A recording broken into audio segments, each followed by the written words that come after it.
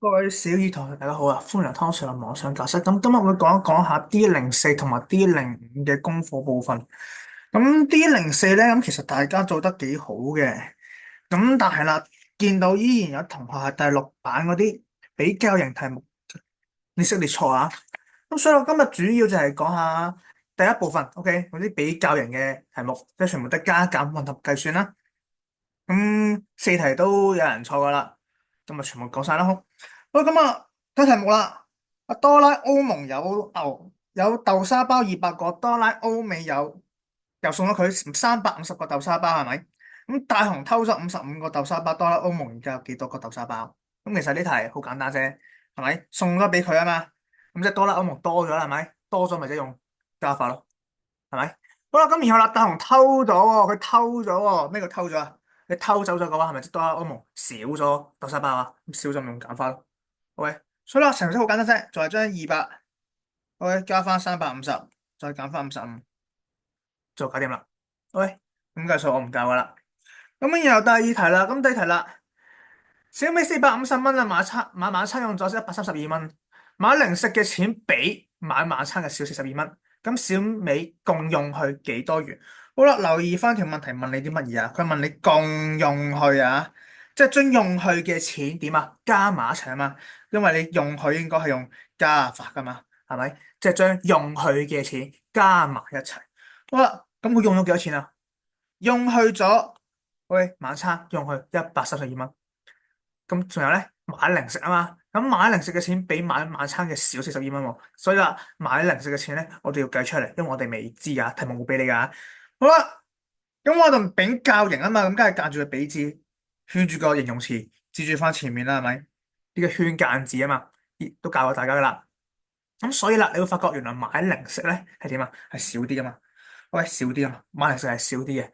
喂，咁零食少啲喎，咁即係用減法咯。喂，所以啦，你晚餐132，再加翻買零食，買零食啱先講咗少啲啊嘛，比晚餐少，所以係132減42，呢一個先至係買零食嘅錢。喂，呢個係零食噶吓，OK，因為零食少啲嘛。OK，所以用減法咯。好啦，今日又係第三題啦，第三題啦。天 Sir 好聲音昨天售出演唱會門票350張，今天賣門票比昨天少咗152張，兩日共售出幾多張？喂，又係啦，問你共啊嘛，即係要將你啲嘢加埋一齊啦，加埋啲咩啊？加售出嘅門票數量，喂，將兩日售出門票數量加埋一齊。好啦，昨天我哋知噶啦，係咪356啊嘛？咁今天知唔知啊？唔知咯。喂，比較嘅問題，間住比字，圈住形容詞，記住翻前面。喂，今天都係少啲，OK，少啲用減法。咁所以啦，我哋而家要點做啊？我哋咪將昨天嘅門票數量，賣出嘅門票數量加翻今天咯。喂，今天係咩啊？今天少啲喎，少啲咪用將昨天嘅數量減翻咯，係咪？少啲用減法噶嘛。好啦，所以係將昨天嘅356減翻152，呢個就會係今天嘅。今天，OK，今天，做咩？冇乜難度噶，所以你哋分翻清楚邊個多啲，邊個少啲咧，就 OK 噶啦。好啦，咁今日第四題啦。籃球興趣班有56名學生報名參加，咁足球興趣班嘅報名人數咧就比籃球多。OK，咁呢兩班興趣班嘅共有幾多學生報名參加？OK，一樣啦，得共啊，將兩樣嘢加埋一齊，咁好明顯啦，係將籃球興趣班加翻足球興趣班。咁所以啦，你會見到係咩啊？一樣啦，見到比字圈住埋形容詞，接住翻前面嗰個。好啦，係足球比籃球多。OK，足球我哋唔知嘅，我哋要計足球，咁咪多啲啊嘛，多啲咪用加法咯。OK，所以啦，你係將籃球嗰56加翻足球嗰個數量，咁足球比籃球多，所以係將籃球嘅數量加翻13。OK，多啲用加法。OK，所以係56加翻13，呢個係足球。喂，呢個係足球。咁其實呢四題已經比我哋堂課嘅例題已經簡單咗噶啦吓，咁所以大家錯咗嘅話咧，咁就唔該大家睇清個題目啦。只要睇清個題目咧，基本上唔會錯噶吓。喂，咁後面部分因為啱先講咗，大家表現得幾好嘅，咁就講一講呢題啦，第三題啦。喂，立體圖形啊。哇，咁立體圖形其實咧，大家要記嘢啊吓，要記啊。咁嗰幾版要記嘅嘢，其實上堂同你講咗啦。喂，所以唔該大家要記住嗰幾版啦。立體圖形有幾個要記嘅，唔該同我記咗佢先。好啦，首先呢個立體咩嚟噶？我哋睇立體點睇噶？望咗個底面先啦，係咪？呢個咩嚟噶？六邊形噶嘛，所以呢個咪六角。六角咩先？我咪望望咯，繼續望咯。尖頂係咪？尖頂喎，尖頂有咩噶？錐體咯，係咪？尖頂係錐體噶嘛，所以個咪叫六角錐咯。OK，咁六角錐有七個面噶，因為我哋六加翻一就係七啦。OK，記住角錐搵面係加翻一，所以六加一就係七。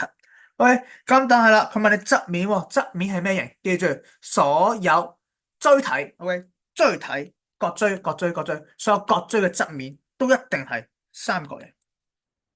喂，一定噶啦呢個。咁然後底面六邊形啦，啱先講咗啦。咁有啲同學仔寫六角形噶吓，咁六角形香港就唔俾噶。OK，香港唔俾寫六角形啊，香港係寫六邊形噶吓。OK，咁 D04主要係咁啦，就表現得幾好嘅。OK，唔係錯好多啫。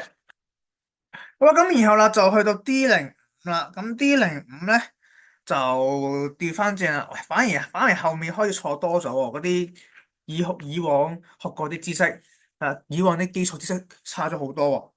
好啦，你見到啦，第三部分啦，一，第三部分係二四五六題，第四部分係第四題啊，全部以前學過晒啲基礎嘢嚟嘅吓。好，咁首先我講翻最大的兩位數和最小的三位單數，它們相差幾多？OK，但係你哋分唔到咩叫最大的兩位數咩？最大兩位數咪99咯。係咪？咁最細嘅三位單數咧，嗱，咁最細三位數你應該知啦，最細三位數係100嚟噶嘛，但佢係咪單數啊？唔係，所以啦，最細嘅三位單數係101，OK，100下一個咪101咯。咁所以啦，99同101相差幾多啊？相差咩嚟噶？相差大減細啊嘛，咁101減99咯，係咪？你唔使計都知啦，二嚟噶嘛，係咪？好啦，咁然後啦，第四題。嗱，一個立體圖形有六個面，但係只有一個底啊。咁只有一個底咧，係錐體嚟嘅，係因為柱體係有兩個底啊嘛，上底下底呢個係柱體，得一個底咧係錐體，OK，得一個底係錐體。好啦，佢話六個面喎，啱先講咗啦。如果你係角錐的話，搵面嘅話係加分一噶嘛，係咪？即係邊個數字加一會係六啊？咪五咯，五加一咪六咯，咁所以答案咩嚟噶？五角錐咯。喂，喂，記住啦吓，角錐搵面係加一，OK，角柱搵面係加二，記住，OK，寫出嚟啦，我驚大家又唔記得咗啦。喂，錐體搵面係加一啊，柱體搵面係加二啊，OK，咁如果你係三角錐咪加入咪四咯，係咪？如果你係三角柱加二咪五咯，OK，咁簡單啫。好啦，咁然後繼續講埋第五題啦。時針行一個大格啊，即係分針行咗幾多個大格？OK，時針行一個大格喎。咁時針行一個大格，即係行幾多時間啊？一個大格，即係例如啦，由12去到1呢個咪叫一個大格咯。咁好明顯時針啊嘛，咁梗係1小時啦，係咪？時針行大格梗係1小時啦，係咪？咁1小時嘅話，即係分針行咗幾多個大格啊？一個鐘喎，咁分針轉一圈，咪一個小時咯，係咪？但係一個圈幾多個大格啊？一圈咪有12個大格咯。喂，12咯。喂，咁又話第六題啊，咁第六題其實基本嘢嚟嘅啫，大家唔記得晒啲關係咩？米轉 cm 要加幾多個零啊？加兩個零啊嘛，係咪？所以9啦，加兩個零咪900咯，係咪？咁又點啊？後面4cm 嚟噶嘛，咪加翻4。係咪？佢問你幾多 cm 啊嘛？咁4cm 咪要加埋佢咯。咁900加4幾多啊？900加4咪904咯，係咪？呢啲唔好再俾我見到你哋錯啊！好心痛噶，見到你哋錯呢啲。不過今日最尾啦，我第四部分第四題啊。嗱，你哋錯呢啲題目咧，唔係你哋唔識啊，你哋啲常識點解咁差嘅？啊，錯啲題目都係常識比較差同學仔嚟㗎，應該。嗱，咩叫日落啊？日落係邊個方向啊？咁數學書同常識都有講啦，係咪？太陽由東升起，西方落下噶嘛。咁日落西方落下喎，咁梗係面向西方啦，係咪？你同我講阿 Sir 呢題出錯咗啊，冇方向嘅。咁日落方向咪就係方向咯，係咪？西方咯，佢一面向西方，日落咪西方咯，係咪？搞掂咯，有咩送分嗰題係咪？OK，咁然後啦，講埋第九版嘅4、7、8題呢三題啊。喂，咁呢三題就係啲貨幣嗰啲轉換啦。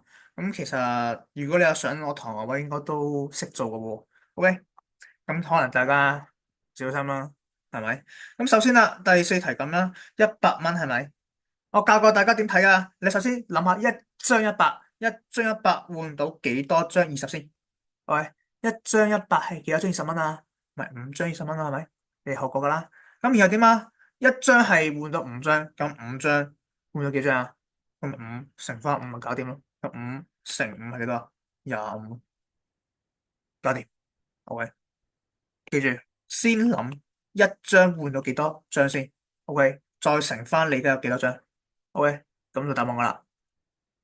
咁然後第七題呢啲咧，就首先你要揾翻清楚你而家有幾錢先啦，係咪？300，咁咪300蚊咯。我可以換到5張20，5張20幾多啊？100蚊咯，係咪？咁即係話你300蚊換完100之後，剩低幾多錢啊？剩低喎，咁咪300減100咪200蚊咯。所以啦，呢一個咧應該係200蚊先啱嘛吓。咁200蚊係幾多張50啊？4張咯，係咪？你50熟悉噶嘛，係咪？200咪4個50咯。OK，咁跟住第八題啦，第八題嘅嘢一樣啫。咁啊1000蚊，硬知啦，一張1000蚊，咪1000蚊咯。換到一張500。OK，剩低幾多啊？1000蚊換完500蚊，剩低幾多啊？咪都係500蚊。咁所以500蚊係幾多張100啊？5張咯，係咪？但係我第七題喎。OK，咁之後叫你俾錢嗰啲題目咧，咁基本上都啱晒噶啦。咁後面第10版咧都好咗好多嘅，係啦，好咗好多嘅。咁所以咧，咁如果有其他題目唔明嘅話咧，咁你就 WhatsApp 問翻我啦。OK，我哋今日講到呢度，我哋下次再見，拜拜。